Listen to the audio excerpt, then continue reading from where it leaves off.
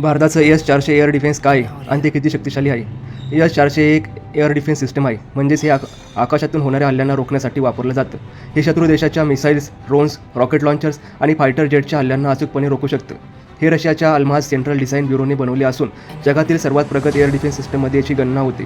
Bharat Russia यांच्या 2018मध्ये एस-400च्या 5 युनिट्ससाठी सुमारे 40,000 कोटी रुपयाची डील झाली.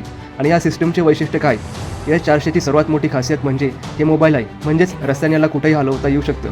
यात 92N6E electronically steered phased array radar बसवला आहे, जो सुमारे 600 किमी अंतरावरून एकाच वेळी अनेक टार्गेट्स ओळखू शकतो. आदेश मिळाल्यानंतर फक्त 5 ते 10 मिनिटात ऑपरेशनसाठी सज्ज होतं. एका युनिटमधून एकाच वेळी 160 ऑब्जेक्टिव्ह ट्रॅक करता येतात. प्रत्येक टार्गेटसाठी 2 मिसाईल्स लॉन्च केल्या जाऊ शकतात. एस-400 ही संख्या जास्तीत जास्त रेंजच्या 400 किमी निर्देश करते. भारताला मिळणाऱ्या सिस्टमची रेंज 400 किमी आहे, म्हणजेच 400 किमी दूरच्या टार्गेटला डिटेक्ट करून त्यावर प्रत्युत्तरात्मक हल्ला करू शकतो. तसेच 30 किमी उंचीवर असलेल्या टार्गेटही अचूकपणे हल्ला करू शकतो. एस-400 डिफेन्स सिस्टममध्ये काय काय असतं आणि ते कसं काम करते? एस-400 डिफेन्स सिस्टममध्ये एक कमांड आणि कंट्रोल सिस्टम, एक सर्व्हिलन्स रडार, एक गायडन्स रडार आणि एक ट्रान्सपोर्ट इरेक्टर लॉन्चर. या सिस्टममध्ये 4 प्रकारच्या वेगळ्या रेंजच्या मिसाईल असतात: short range, medium range, long range आणि व्हेरी लॉंग रेंज. या मिसाईल 40 किमी ते 400 किमीपर्यंत टार्गेट्सवर हल्ला करू शकतात.